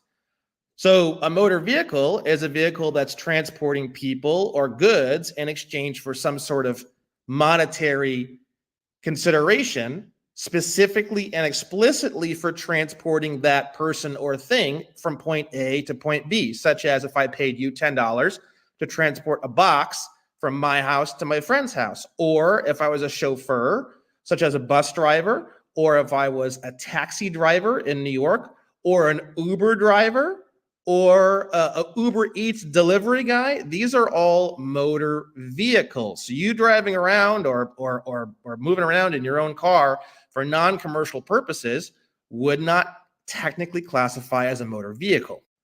You could even see here in California, they separate this out a lot. This is from, you just type in California Vehicle Code definitions, this will pop up. A commercial vehicle is a vehicle which is used or maintained for the transportation of persons for hire, compensation, or profit, or designed, used, and maintained primarily for the transportation of property. Whereas an automobile, you don't go to the Department of Motor Vehicles for automobiles, by the way. An automobile is a passenger vehicle that does not transport persons for hire. This includes, now it says includes, it doesn't mean is exclusive as only. It just says includes, meaning it could be one of these things or maybe other things too. Station wagons, sedans, vans, and sport utility vehicles. So wait a second there, Brandon. You mean to tell me that I drive around in a way where the state believes that I'm driving in a commercial activity and it's some kind of a job or I'm transporting people for property for money? Yep.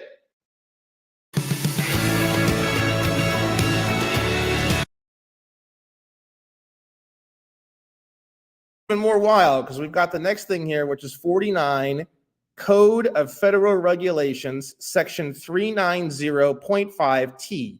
You've heard a lot of these sovereign citizen type people driving around saying, I'm not driving, I'm traveling. But they never say where that comes from. Well, let's see. What is the definition of driving or driver? Driver means any person who operates any commercial motor vehicle. So when you get a driver's license, or when you give the police officer your driver's license, in that moment, you're saying, hi, officer, I am operating a commercial for hire motor vehicle. You have full jurisdiction over me. So you ask me, well, if a driver's license is a commercial activity, then what does that mean? And I say to you, well, if it's a commercial activity, then that's how the police and the state get jurisdiction. And we're going to go over jurisdiction a little later in this video. Commerce is within their jurisdiction. Non-commerce is not. So you ask me, well, how do I operate these vehicles and do these various things outside of commerce? The answer is a passport card. On the DS-11, the application for a U.S. passport, you can get a U.S. passport book, U.S. passport card, or both. A lot of people don't realize too is you can get a regular book or a large book. Get that card, carry that card. Now, when it comes to jurisdiction, there's two types of jurisdiction. Personal jurisdiction is the requirement that a given court have power over the defendant based on minimum contacts with the forum, right? Basically just means jurisdiction over you as the human being. Subject matter jurisdiction is the power to hear a certain kind of claim that is brought to that court and can also include the vehicle in question or the activities in question. One of the easiest ways to break personal jurisdiction, as well as subject matter jurisdiction to some degree, is this passport card. But if you go above the DMV, they have this thing called the federal motor carrier, right? Now, there's two types of motor carrier. There's a private motor carrier and a for-hire motor carrier. A private motor carrier transports its own cargo, usually as a part of a business that produces, uses, sells, or buys that cargo that is being hauled. A private motor carrier transports its own goods and is not required to have a US DOT number, but does not need operating authority. Heading back over to 49 CFR 390.5T, for-hire motor carrier means a person engaged in the transportation of goods or passengers for compensation. So this is very, very interesting. Going online and getting a private motor carrier DOT number is completely free, and it's attached to some sort of business or trust. Ideally, you would create a trust, and then you would attach it to the trust, which is more complicated than this short video can go. This is kind of like just to give you ideas. You only need one of these numbers for every single car, motorcycle, everything that you have that is not operating in commerce. And you actually can create your own license plates with this private motor carrier DOT number, and you can operate these vehicles outside of a commercial activity, and you never have to go to the DMV ever again, and it's all free. There's no smog, no registration, nothing. But we're going to cover what is registration exactly. As far as I can tell, registration is the Motor Vehicle Theft Prevention Program from 34 USC 12611, and it's going to piss you off, probably. Motor Vehicle Theft Prevention Program. The owner of a motor vehicle, which is a commercial vehicle, may voluntarily sign a consent form where you basically say that the vehicle is not operated under normal specified conditions. You agree to display program decals on devices, which is probably the registration sticker, and it permits law enforcement officers in any state to stop the motor vehicle and take reasonable steps to determine whether the vehicle is being operated by or with the permission of the owner. They don't need reasonable articulable suspicion or anything when you have current registration, as far as I can tell. You're waiving all your Fifth Amendment rights and everything because you're involved in a commercial activity. You are not private.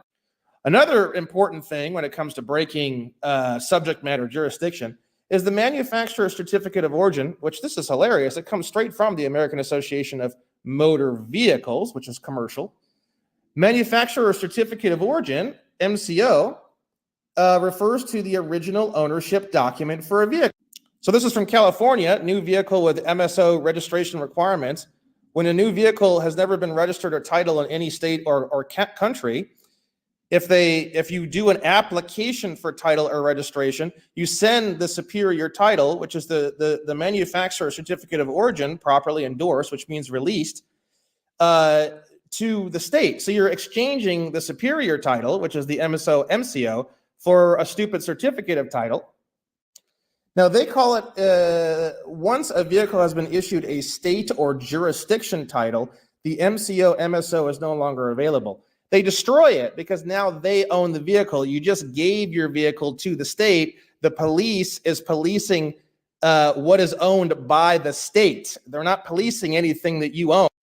So combining the power of the passport with the MCO or MSO, and then also having the private motor carrier DOT number, you're completely outside of commerce. No smog, no driver's licenses needed. Police can't do anything to you. Now, it doesn't stop the sheriff's office from doing something with you if you're causing accidents or harming people. That wouldn't be statutory. That would actually be found under common law. So you can still get in trouble for driving like a crazy man. It's just that you're not donating your car and everything else to the state. I have a lot of free information on my website. It's completely free if you want to learn more. I don't even want your money. Don't even try to give it to me.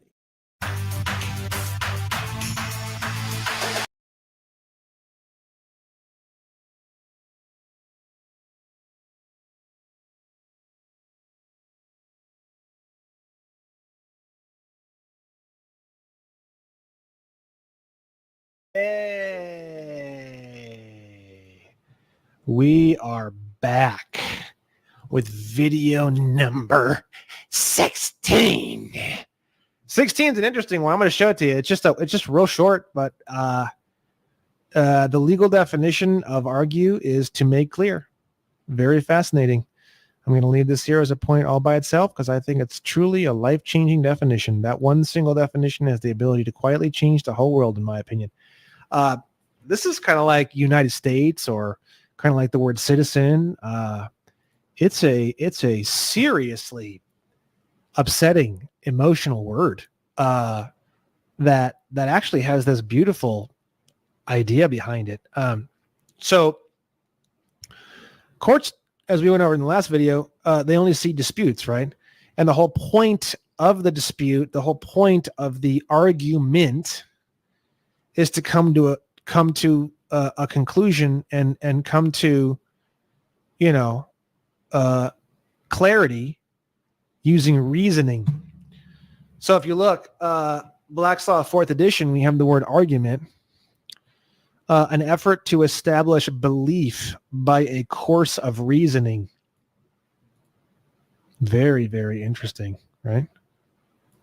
Let me see here. Argumentative means by way of reasoning. It was very, very, very, very interesting. I wonder, I didn't even think of this before. Sometimes with these videos with you guys, I think about more shit when I'm on the camera with you guys than I do when I'm off of it. It's so crazy. It's like you guys are stimulating my mind more than my penis. Okay. Reason.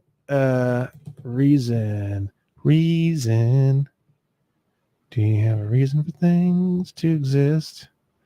Do you have a reason to put something like a cucumber up your own ass? Okay, here we go. Reasonable. Reason. A faculty of the mind by which it distinguishes truth from falsehood, good from evil, and which enables the processor, you seeing this? Enables the processor to deduce inferences from facts or from propositions. Webster. Also an inducement, motive, or ground for action, as in the phrase, reasons for an appeal. So to argue means to reason, or to use reason, or to create belief via reason. And reason is a faculty of the mind by which it distinguishes truth from falsehood, good from evil, and which enables the processor to deduce inferences from facts or from propositions. Very interesting. Very, very interesting. And then I looked up argue. And actually it does kind of have that same classic connotation, to put forth reasons for or against, to debate, to attempt to prove by reasoning, maintain or contend, to give evidence of, indicate, to pursue, persuade or influence another as by presenting reasons, to put forth reasons for or against something, to engage in a quarrel or dispute. And then you look up the derivation of argue, you go all the way back to 1300, and it says here, to make reasoned statements, to prove or refute a proposition. From Old French, arguer. Maintain an opinion or view. Reproach, accuse, or blame. Look at this. Ultimately from Latin, arguere, make clear, make known, prove, declare, demonstrate. Very, very, very interesting. Oh my Lord. Ooh. What is this? D Van says arguer is probably, quote, to make bright or enlighten. Wow, look at that. That's amazing. Argue means to make bright or enlighten. Now look at this. This idea of argue matches trust law, because this idea that you are making reasoned statements to prove or refute a proposition, or not that one so much, make clear, to make bright, enlighten. These ideas are, you're the trustee and then the beneficiary. Now, the usual idea of argue is that, you know, it's the opposite. It's I'm right and you're wrong. I need to be the beneficiary and you need to be the trustee and tell me that I'm right. Very, very interesting. Dispute. To express disagreement over, to express disagreement with someone, to question the truth or validity of, to doubt, to strive, to gain or win, struggle over, to strive against, resist, to engage in discussion or debate. A verbal controversy, a debate, a disagreement, or quarrel. Wow. And we're back in third quarter.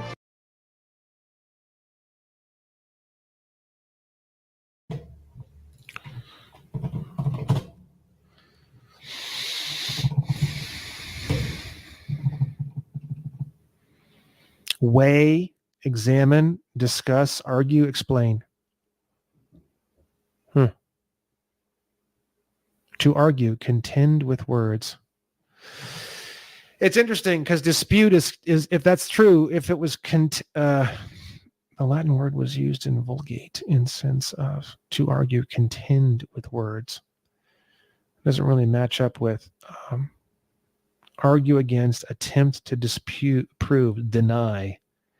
See, there's a big difference between arguing against someone, attempting to disprove someone, creating denial with someone, rather than simply enlightening another person in your own position. You see what I'm saying? It's like if I'm clarifying and expanding upon what I'm trying to say or prove, that's a lot less combative than argue against, attempt to disprove, and deny. And then also, like, if you're attempting to argue against and disprove and deny, how does that line up with trust law? Like, you're basically trying to be the beneficiary and you're trying to make them the trustee to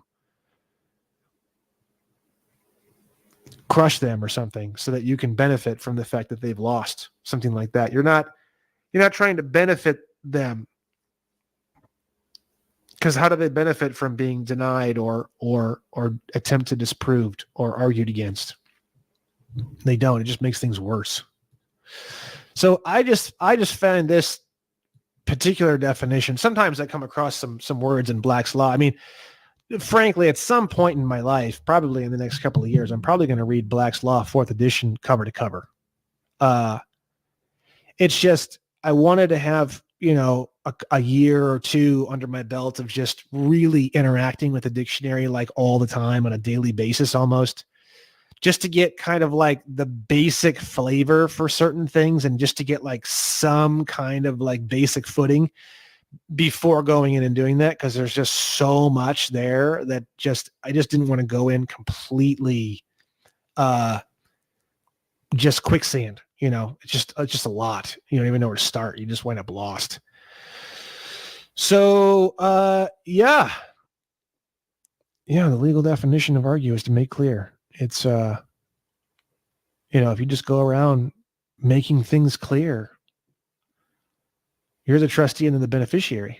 And how can you really get into problems or difficulties or anything. I mean, even when I am explaining all this stuff to somebody and they start, freaking out or saying something or this and that, I just, oh, well, like, you have to pay your taxes. Well, actually, did you know that Title 26, Section 7806, subsection B, in involving the entire building of all of Title 26, did you know that there's no enactment clause? You can be a real dick and kind of do something like that where you're just way over their head, or you can say something like, did you know that in Title 26, Section 7806, subsection B, construction of title, did you know that the entire Title 26, which is the Internal Revenue Code, has never ever been enacted into law? And it's like you're saying it in a way where it's like, I'm the trustee and he or she is the beneficiary. It's like, bro, did you realize that you can be just as free as I am? Like that's the intention behind the communication. It's like, did you know, you can be, you can experience this awesome experience as well. Rather than it being combative, because it's like, I don't like, what is the point? Like, here I am doing all this work and trying to study all the stuff just to be combative with someone who's like completely, utterly ignorant. They don't even know. The other day I was talking to an accountant, a pretty good accountant. And I was on the phone with him and we were talking about the W-8-BEN form. And he's like, oh no, a W-8-BEN, that's for people who live outside the United States. And I said, no, it's not. Well, he said, America, like all of America, the 50 states. I said, no, it's not. I said, it's for anybody outside of the United States. And I said, I have been studying the United States Code, and I found some really interesting definitions. And I said, would you like me to share them with you? And he says, oh no, I'm so busy. I could never look at those. It's just, I'm so busy. I'm just so busy and this and that. And I said, you would be blown away by what I found in Title 26. And he said, I don't even know what that is,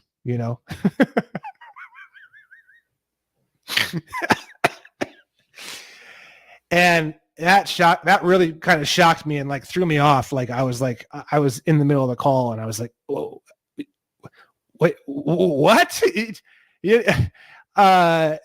Title 26 is the Internal Revenue Code. It's like, it's just amazing, man. It's just amazing. You have people who go to school for 8 years and spend $270,000, or I don't know. I have no idea how much it costs to go to school like that. And they come out the other end and they don't know the definition of resident alien. They don't know the definition of U.S. citizen. They don't know the definition of a non-resident alien. They don't know the definition of Title 26. And here you are watching a series of videos by this borderline insane white guy that makes sexual jokes constantly like a child and has a website called onestupidfuck.com. It's like this course and the representation of what I just explained to you is the exact representation of the entire world. The entire world is completely upside down. We live in an Alice in Wonderland. We live in a world where up is down, black is white, fast is slow. Everything's upside down and completely backwards. But the thing is that the more backwards things get and the more upside down things get, the more people are going to start asking questions and waking up. You've heard that term a million times. It's like the more this shit starts to happen, And the worse it gets, the more people start asking questions. And all the state national shit and all the shit that we're going over in this course, this shit has blown the fuck up during COVID, like big time. I heard a report from fucking David Straight that, in 2018, there was like 45,000 state nationals, and now there's like 2 million plus, and probably millions more in the making. So, it's, do things have to get better before do things have to get worse before they get better?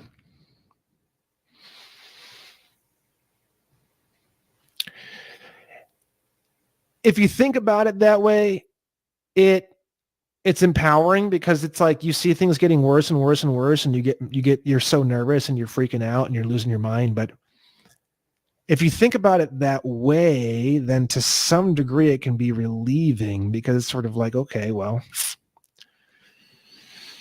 maybe they do, maybe they don't. But just the idea that maybe they do, maybe things do need to get worse before they're going to get better. I mean, people don't start looking for answers until the things that are occurring politically and all this really affect them personally in their own personal world. So, the whole Joe Biden thing, I mean, it's kind of a blessing in disguise if you think about it, because it's getting all these people to question everything, and just like I'm saying in my course, you start asking enough questions, and you start asking enough questions about, things, especially terms and words and phrases. You start asking enough questions, you're liable to find some answers. And been a lot of answers that have been found recently, and that's why I started this whole course. And I just point number 16 really just, I mean, man, it just changed my whole life when I saw this definition. It just completely changed my life, really. And so this one, I don't really think I have any other points that has just one word like this. So yeah, this is a very special word. Very, very special definition. And I hope that it's changed your life as much as it's changed mine. And I'll see you at video number 17.